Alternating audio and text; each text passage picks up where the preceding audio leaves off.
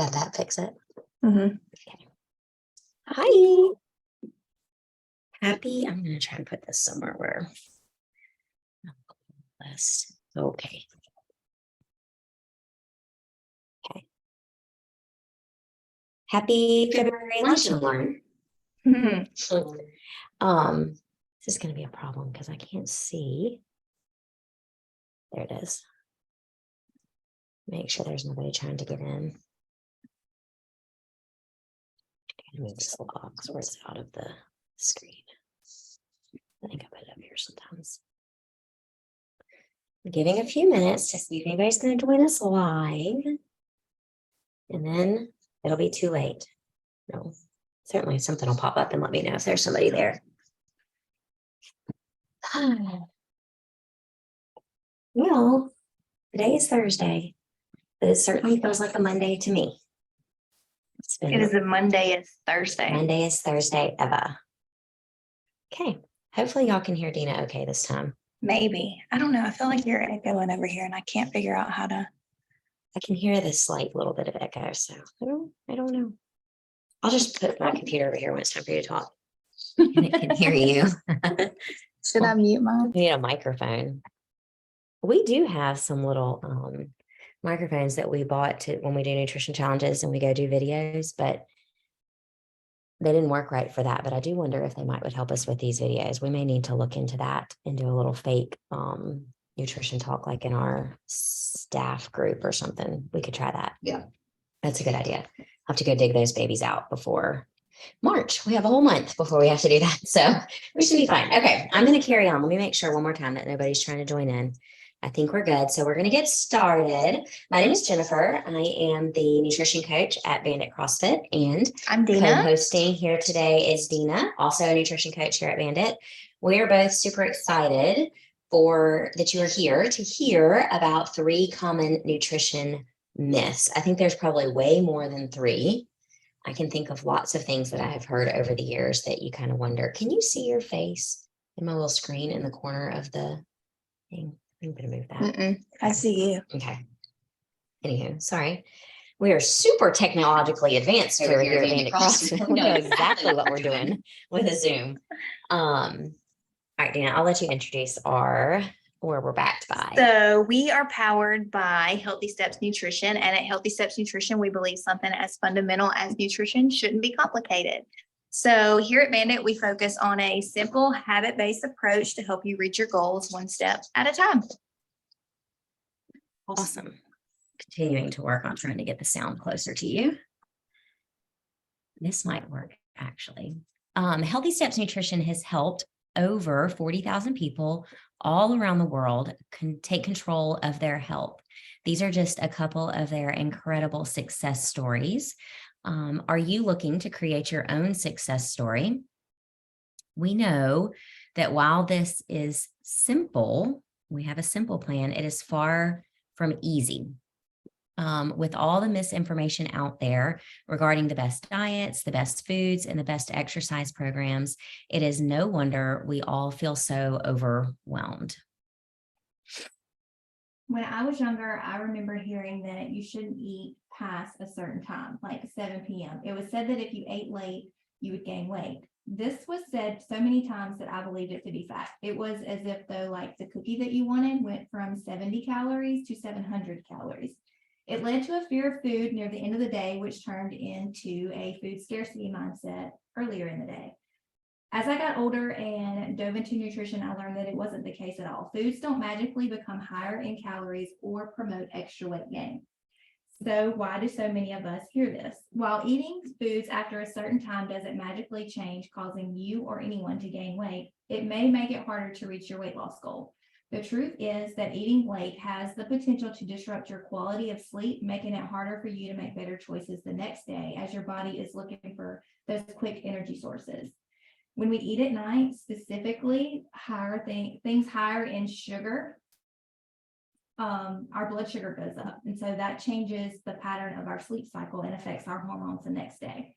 So we'll have elevated hormone levels, which will cause us to have more cravings, which will cause us to have a lower amount of the hormone that makes us feel full and satisfied. So it's basically creating a perfect storm. We're hungry all day long and we're not satisfied. Mhm. Instead of worrying about the time of day that you're eating, we really should focus instead on the quality of our food sources and balance throughout the day. If you feel hungry after dinner because it's been a long day, go ahead and eat mindfully. Instead of grabbing something highly processed and high in added sugar, grab something that will satisfy you while also being balanced. This may look like Greek yogurt, with some fruit, or even an HSN protein chocolate chip cookie to hit that sweet tooth craving. We should make those for our kickoff. They're yummy.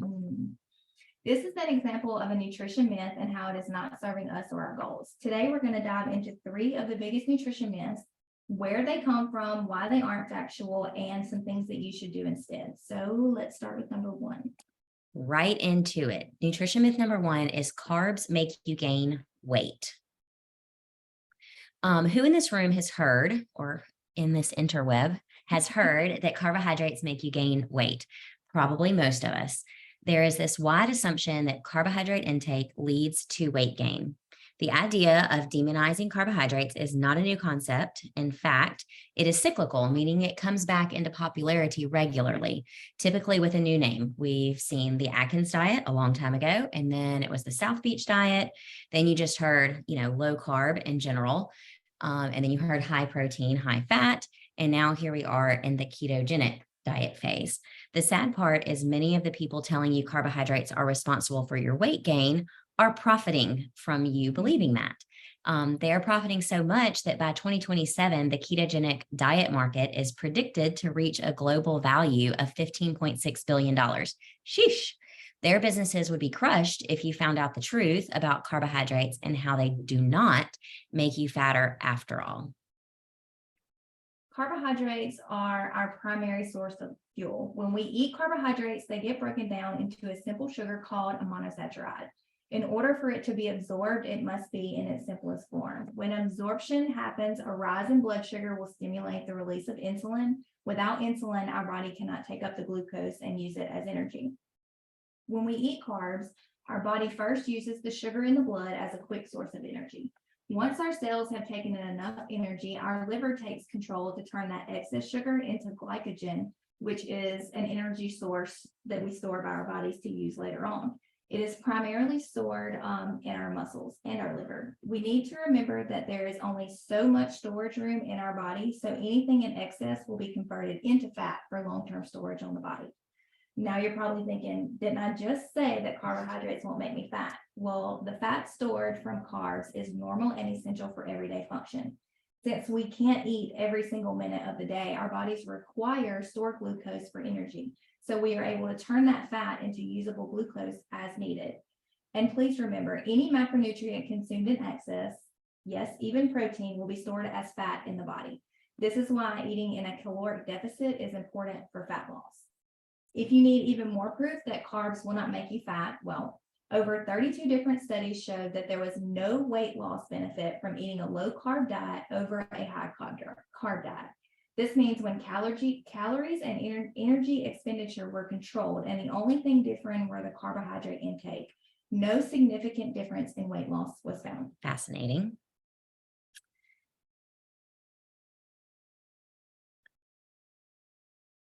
By now, you know carbohydrates are our main source of energy. It is also your brain's preferred source of energy. So why would you want to restrict carbohydrates?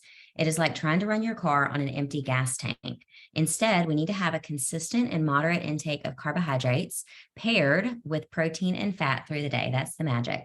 This is what we refer to as balanced. This way, we can feel more satisfied at mealtimes and feel fuller for longer. Since we don't have the time to eat every second of the day, aren't you glad your body can save some energy for later? Imagine having to fill up your gas tank every time you left the house. I kind of feel like that. I live far away and I travel a lot. But that it is exhausting. That would be exhausting if every time you left, you had to fill up gas, or even like you had to stop multiple times during your trips. The best way to do this is to follow the plate method or the hand portion guides while incorporating 3 big meals throughout the day and some small meals in between. The plate method is the easiest way to reshape your plate to ensure you are hitting the right balance to reach your goal.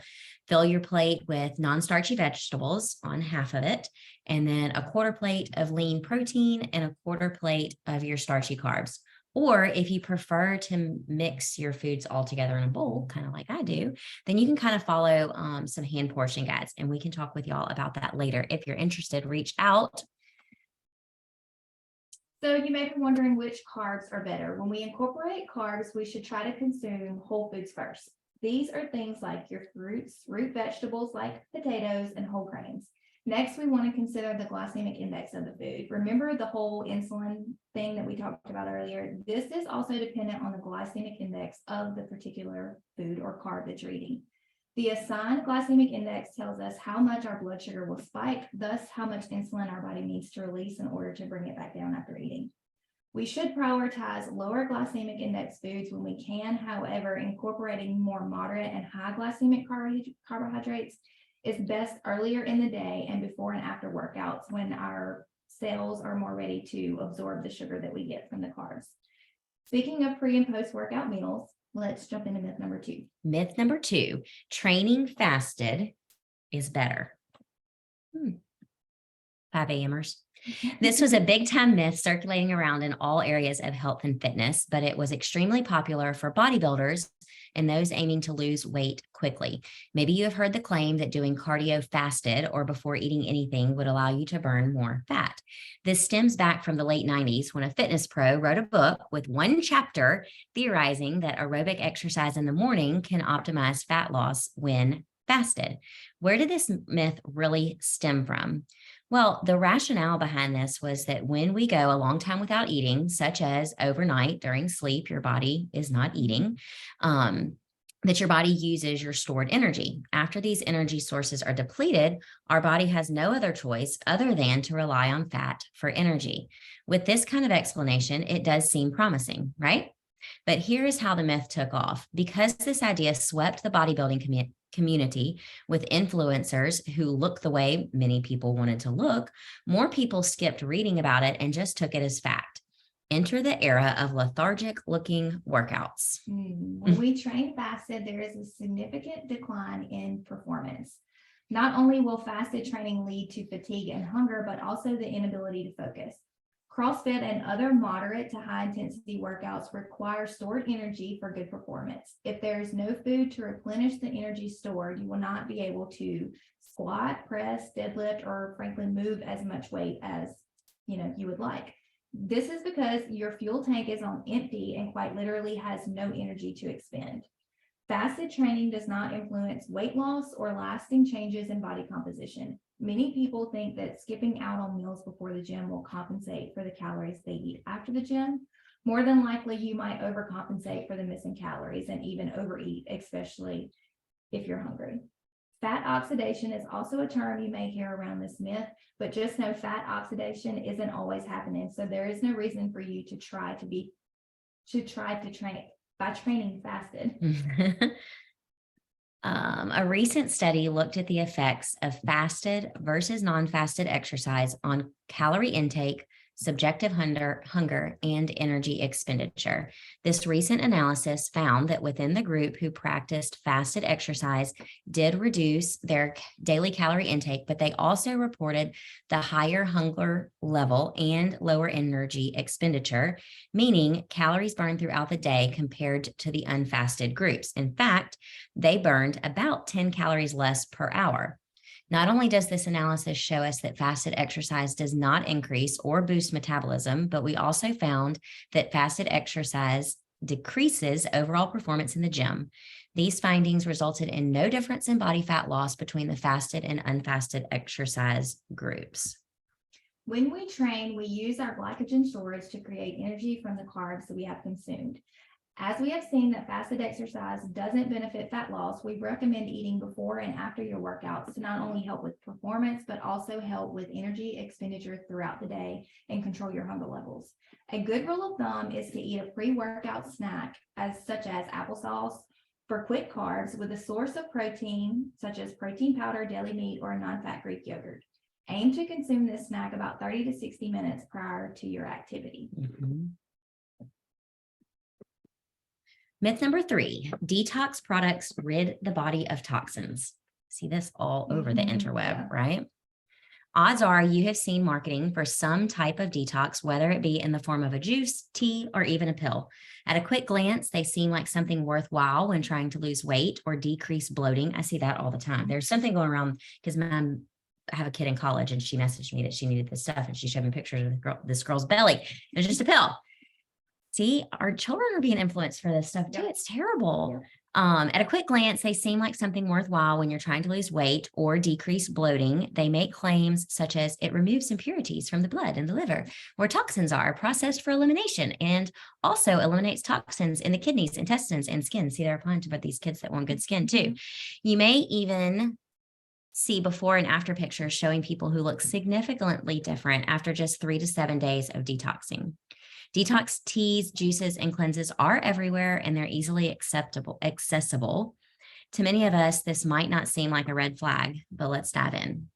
We talked about how much the keto diet industry is making, but what about the global detox market? Last year, it was valued at over $51 billion. Cold pressed juice, teas, supplements, herbs, and other similar products promise to cleanse the body, making over $51 billion. A 1 to 3 day juice cleanse averages cost of $60 to $200. That's crazy. You would think they work considering people are spending so much money on them, but it is really just a big scam. Mhm. The first thing these companies do is convince you that your body has toxins and there's something wrong with you. If you have concerns, you should see a healthcare professional instead of turning to the interweb. In all things. Yes. Yes. The teas and products you see celebrities using are not going to fix an actual toxin that gets in your body. Say, for instance, you are exposed to smoke or environmental waste, then these are not going to help you get rid of that from your body. Most detox teas contain diuretics. Diuretics sometimes are called water pills and help your body excrete water along with electrolytes. Due to this flushing, you will notice weight loss, but it is not toxins being removed from your body, nor is it the body fat. The human body is very fascinating and is equipped far more than we think, especially when it comes to detoxifying itself to help keep us alive. The liver and kidneys are the main components of our body's detoxifying system. As we now know that these detox products can cause dehydration, it starts to become more clear that these products may cause more harm than good. Major dehydration can cause damage to the body, specifically the function of your kidneys. This is ironic because for your body to be able to detoxify naturally, your kidneys need to be working in coordination with the main detox organ, your liver. Crazy. It just doesn't make sense. Nope. Doesn't make sense. Read, people, read. The liver is our most important tool when it comes to detoxifying our body, but we need to treat it well in order for it to do its thing. A great way to keep your liver functioning efficiently is by limiting our saturated fat intake, limiting your sugar intake, and limiting your alcohol intake. This does not mean cutting out these things 100%. Did you hear that? We are not cutting them out 100%, but incorporating them in moderation. In just a few slides, we are going to discuss 3 core principles and the plate method to help you understand what this may look like. In addition to our liver, we need to treat our kidneys well. A good way for you to care for your kidneys is to stay hydrated. And a good rule of thumb for hydration, you see a lot of different things out there on this too, is to consume between 60 and 80 ounces of water for most individuals. It does vary though. I've also heard, and I think it's fine too, like half of your body weight in water.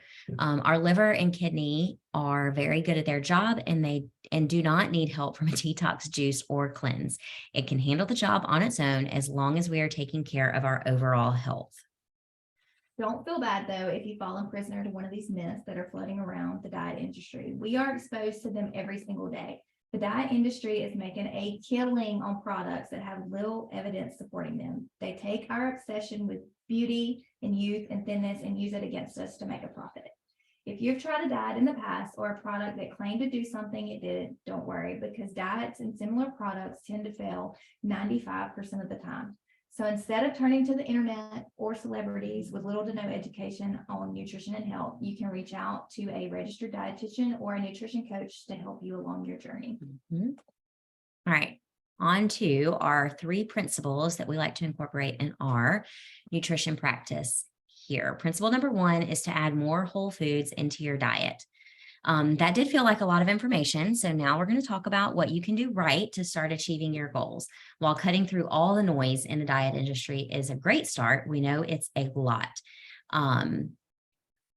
Let's talk more about this incorporating whole foods. We talked about this a little bit in the slide too, but Dina's going to re-explain the plate method.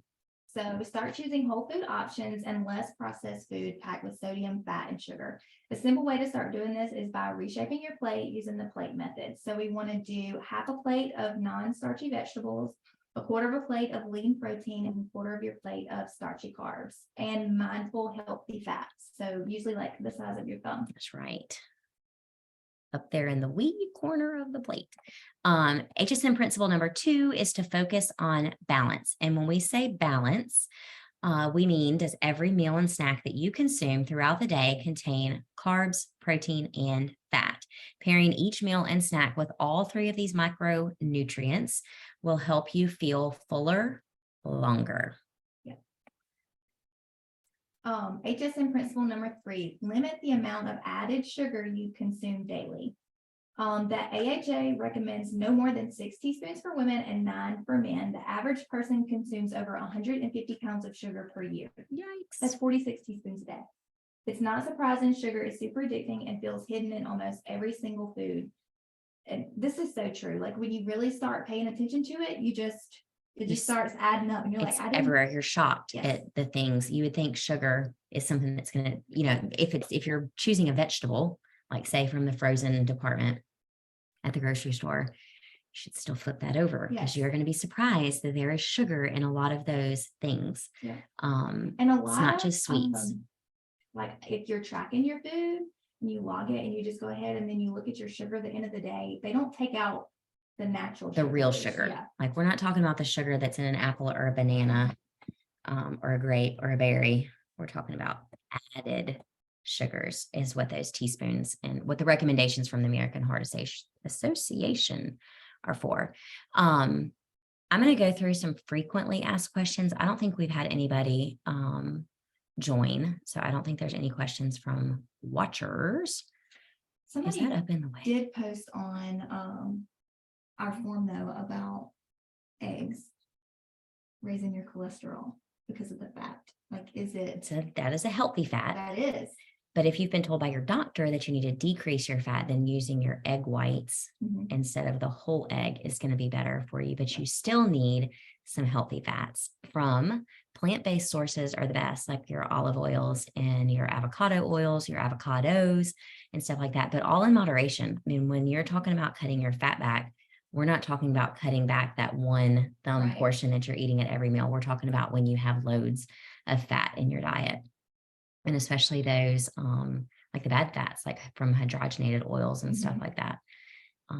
The less that something has been processed, the better it is for you. Because when foods are processed, it's taking out a lot of the things that are naturally in there that your body needs, and it's adding in things that your body doesn't need. I've got such a mess on my screen, I cannot see. There's not a big box in the way of the, okay, good. Let's talk about supplements, because we do get a lot of questions about how do I choose a good supplement, or should I be taking supplements, or what kind of supplements should I be taking? So let's dive into that a little bit. Choosing a safe and effective supplement can be quite confusing. Supplements are not regulated by the FDA like drugs are, meaning that they are not reviewed for safety or their efficiency before they hit the store shelves. Here are 4 tips to help you navigate when choosing a product that's considered a supplement. A good first step is to talk to your doctor or a registered dietitian to see if you even need a dietary supplement. Remember, if you're eating a variety of whole foods, you will get all the necessary nutrients your body needs. Supplements are to supplement, not replace. I was listening to a podcast the other day about, there's a lot of focus on macronutrients, and that's the main focus of what we teach people to eat is protein, carbs, and fat. Protein, carbs, and fat are macronutrients. And then micronutrients are all of your like vitamins and minerals that are in food. And so the best way really to ensure that you're getting all of those micronutrients that you need is to eat a variety of colors on your plate and different, like I think a lot of our clients get trapped into like, they find a protein that they like, they find a vegetable that they like, they find a carb that they like, and that's all that they eat. And so even in your vegetables, we recommend eating green vegetables, but if you switch up 1 week broccoli, 1 week spinach, 1 week asparagus, you're still going to get a variety of micronutrients, which is good. And then in your fruits, of course, lots of different colors. So just eat the rainbow. Yep. Is the best thing to do. Tip number 2, when you're looking for supplements, choose brands that have been tested by a trusted third party. Look for products labeled with the Informed Choice label, NSP International, or Consumer Lab seal. These verify that the product actually contains the ingredients that the label says, because again, since they're not regulated by the FDA, they can put anything they would like to on a label, and it may not even be something that's in that product. Tip number 3 is if a product claims it will cure disease, is all natural, or has a money back guarantee, be cautious, because anything that sounds too good to be true probably is. Last tip, be cautious when purchasing supplements made outside of the United States. Many are not regulated and can contain toxic ingredients. Next up, we have, I don't love veggies. What should I do? I've heard this so many times, and maybe you feel the same way, but I want to challenge you and ask, what if you just haven't found the way that you like them? Roasting your veggies for a nice crunch rather than mushy veggies. Adding good seasoning for flavor you can be excited for, and even finding new ways to sneak them into recipes. That is my biggest trick, is adding them in with other things. And smoothies is a great way to get more veggies in the day. Yes. Question number 3 that we get a lot is, where should I start? We always want you to start with one thing at a time. Maybe you already have something in mind, or maybe it's something that we discussed today that you're like, oh, I think I could do that. Only one. And then you can rewatch this back and pick another thing. The best and fastest way to reach your goals is to work one-on-one with a nutrition coach to build an individualized plan just for you. Here at Bandit, we focus on a habit-based approach to create an individualized plan just for you. We work together utilizing many tools and resources to build your nutrition foundation to create a sustainable plan for you. Along with our tools and resources, we know how important support and accountability is when it comes to our long-term goals, which are why we will be there to help you, guide you, and tweak the plan every step of the way.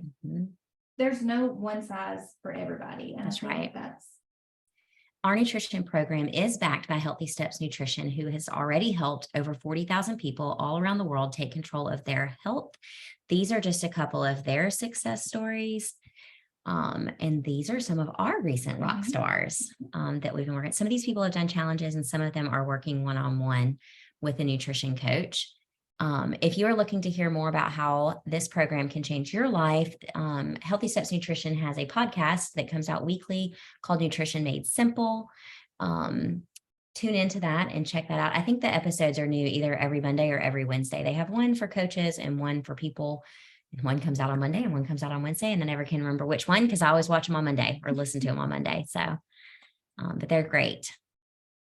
we are so excited to announce that we have a nutrition coaching and accountability program to help you. We are opening up 5 spots. Here's what it would look like. You work with a coach to create your plan. You check in weekly to keep you accountable and discuss your progress and tweak your plan. Click the link to schedule a free intro, and there'll be a link in the comments for you to click so you can schedule. So I think this link is actually for our nutrition challenge that we have starting. So we can take one-on-one right now, and we can put a link for that for the free intro in when I put this on YouTube. That's where I will put it, and on our blog, which is all over our website anyways. But we do have a nutrition challenge starting, but also spaces are very limited for that because I think we only have about 10 spots left. But you can scan that QR code and it'll take you to sign up for the challenge. If for some reason it does not, because we are so good with technology around here, shoot us a Facebook message or an email, or come see us, even better, in person. But I hope y'all learned something today. I think this is about all we have. I have one more slide on here, but I don't know what it is. Yeah, so don't fall prey to carbs make you fat. Eat your carbs, but eat the real ones. Eat before you work out. When I say eat your carbs, I do not mean the Girl Scout cookies that are hanging around outside of Walmart these days. Eat your potatoes, and your rice and your fruits and your other good vegetables. Also, training fasted is not better. And then definitely please don't fall fall prey to the trend of detox teas and all of that kind of stuff. You don't need to dehydrate yourself. With all the noise that's out there, we understand it can be hard to find the right action to take, which is why we're here to help.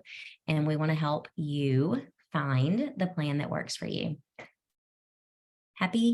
I was about to say Friday. It's not Mondayest Thursday ever. the Mondayest Thursday ever. I hope you'll have a great day. Bye. Bye.